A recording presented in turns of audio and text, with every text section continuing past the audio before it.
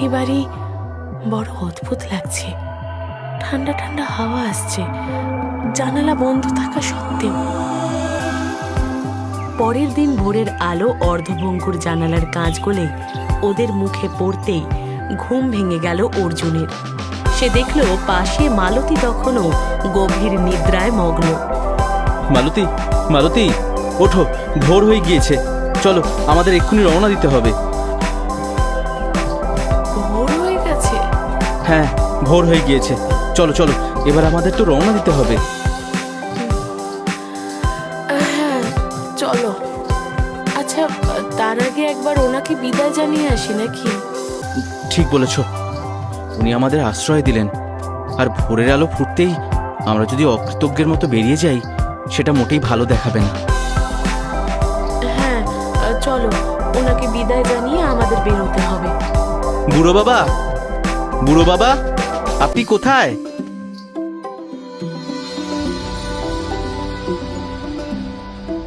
কই গেলেন বলো তো? কাল রাতে উনি তো এই ঘরেই ছিলেন, কিন্তু এখন নেই। নিশ্চয়ই আশেপাশেই আছেন, হয়তো আমাদের ডাক শুনতে পাননি। তুমি বরং একটু দাঁড়াও, আমি একটু দেখি উনি কোথায় গেলেন।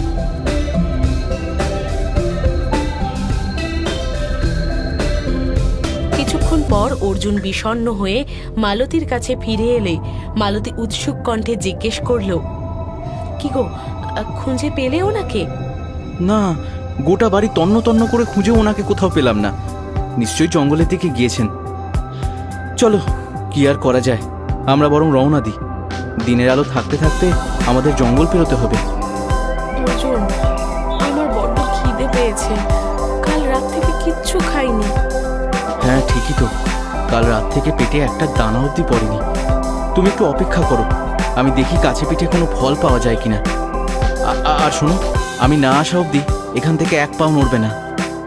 আচ্ছা, তুমি না আসা অবধি আমি এখানেই থাকবো।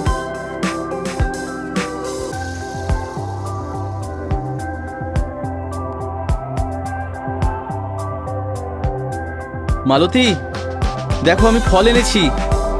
তুমি কোথায়? মালতী, কোথায় তুমি? একটু আগে তো এখানেই ছিলে। প্রতিটি দেওয়াল থেকে ফিরে আসে শুধু তার নিজের চিৎকারের প্রতিধ্বনি। তার মনে জাগরিত হওয়া নানাবিধ প্রশ্ন ও দুশ্চিন্তার দোলাচলে সে হাঁপিয়ে ওঠে। কোথায় গেল মালতী? বাড়িতে তো কোথাও নেই। তাহলে কি জঙ্গলে? নাকি নাকি কোনো পশু ওকে টেনে নিয়ে গেল? নাকি কোনো অজানা ভয়ঙ্কর বিপদে পড়েছে মালতী? না না, এসব আমি কি ভাবছি? কিচ্ছু হয়নি ওর। আমি ওকে ঠিক খুঁজে বের করব। মালতী, তুমি কোথায়? মালতী, কোথায় তুমি? সারাদিন পায়ে হেঁটে গাছের আড়ালে ঝোপে ঝাড়ে খুঁজেও অর্জুন তার মালতীকে খুঁজে পেল না। একসময় তার ক্লান্ত শরীর জ্ঞান হারিয়ে লুটিয়ে পড়ল এক অন্ধকার গুহার সামনে। কে তুই? কেন এমন দুঃখ নিয়ে এই অরণ্যে ছুটে বেড়াচ্ছিস? আমি আমি অর্জুন। আমি আর আমার ভালোবাসা মালতী, আমরা দুজনেই পালিয়ে এসেছি। আমাদের পরিবার, গ্রাম, কেউ আমাদের ভালোবাসা মেনে নেয়নি। সব ঠিক ছিল, কিন্তু আজ সকালে এসে হঠাৎ হারিয়ে গেছে। কোথাও খুঁজে পাচ্ছি না তাকে। হারিয়ে গেছে মানে? সবটা খুলে বল।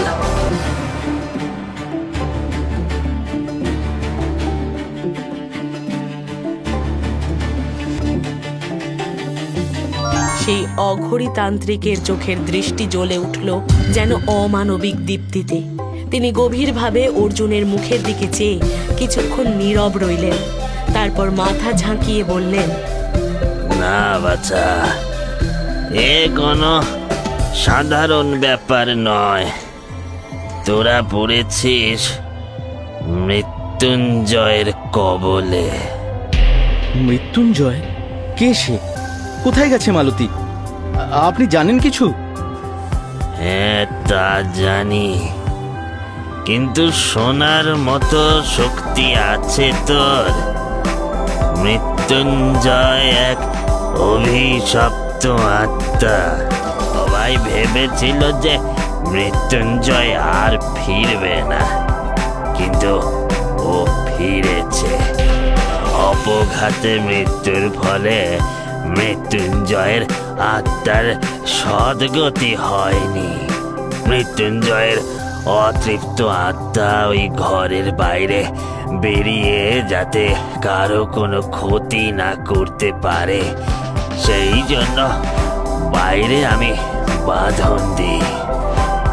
এতকাল কাউকে ও বাড়ির ধারে ঘেঁষতে দিইনি, কিন্তু তোরা এই গতকাল রাতে প্রবেশ করে ওর আত্মাকে মুক্ত করে দিয়েছিস। এখন আবার যে ওই একই মৃত্যুর খেলা শুরু হবে, ওকে থামানোর ক্ষমতা স্বয়ং ঈশ্বর ছাড়া আর কারোর হাতে নেই। তাহলে তাহলে আমার কি করণীয় গুরুদেব? আমি কি তবে মালতীকে কোনোদিনও ফিরে পাবো না? এই দুনিয়ায় সবটাই ওনার ইচ্ছে। একটা কথা সব সময় মনে রাখবি, পৃথিবীতে অপশক্তি যেমন রয়েছে, তেমনি শুভ শক্তিও রয়েছে। তুই তুই আমার সাথে চল।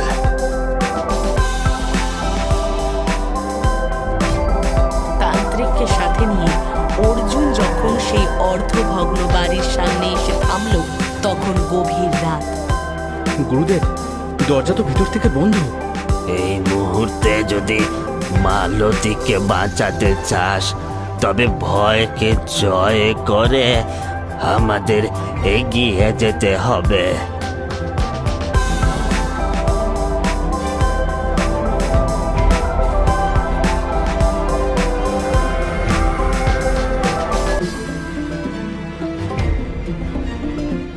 হঠাৎই অর্জুনের চোখ পড়ল সেই অভিশপ্ত আয়নার দিকে। ওই আয়না আজ সকালেও একদম জোড়া লাগা ছিল, কিন্তু এটা ভাঙলো কি করে? এটাই তো ওই মৃত্যুঞ্জয়ের খেলা। আয়নাটা কোনো কাজ নয়, এ এক অভিশপ্ত দ্বার। তাহলে মালতী?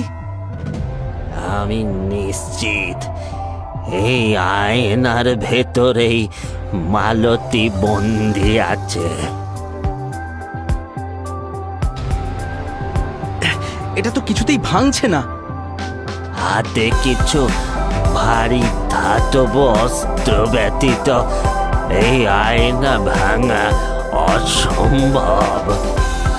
কোনো দ্বিধা না করে নিজের শেষ শক্তি দিয়ে আঘাত কর।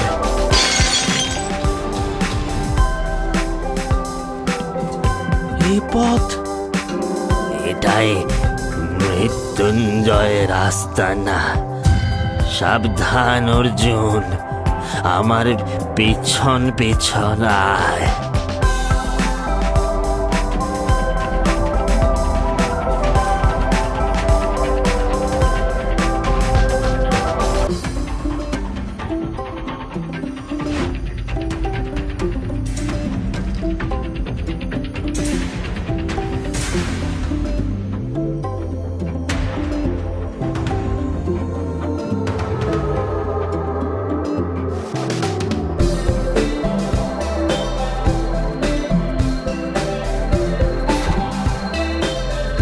এত হাড়গোড়!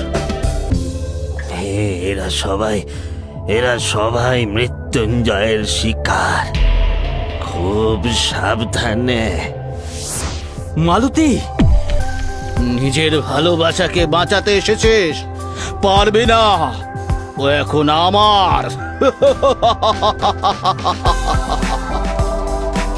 শুধু অর্জুন একা নয়, আমিও এসেছি। গুরুদেব, ভালোই হয়েছে আপনি এসেছেন। অনেক পুরনো হিসেব বাকি আছে। এইসব করিস না মৃত্যুঞ্জয়। মেয়েটাকে তুই মুক্ত করে দে। কখনো না। খবরদার মৃত্যুঞ্জয়, আমি তোমাকে শেষবারের জন্য সাবধান করছি, মালতীকে ছেড়ে দাও। যদি ওকে না মুক্ত করি তাহলে কি করবি? আমি ভালোবাসার জন্য যেমন প্রাণ দিতে পারি তেমন প্রাণ নিতেও পারি।